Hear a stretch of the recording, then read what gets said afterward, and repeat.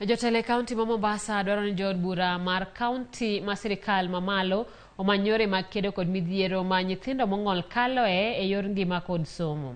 Jotelo go wacho ni thoth nyithindo go wuok e familia maonge nyalo mamiyo ok gidhi mbele gi somo kaka dwarore kaluwore kod pek mar ngima. Kata kamano giywak ni thoth gi omi akweda e kind oganda ka koro gikwayo sirikal county kod mano mamalo mondo kaw okang' mar konyogi.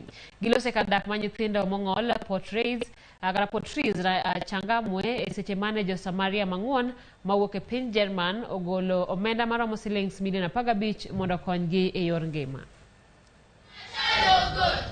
I bring to the clinic to help them because the last 3 years it was not possible to come because Corona, and we have many friends here. Kama kaunti zote za inji zingekuwa zina katika ile tunaita county integrated development plans, wangechangia mambo ya ulemavu, ingekuwa mzuri sana. Waiweke katika budgets zao. Kuna siku moja nao pia watafurahia kama mimi, waweze kufika kama hapa pia nao washangilie na kufurahia, kwa sababu wafadhili ambao wamegusa maisha yao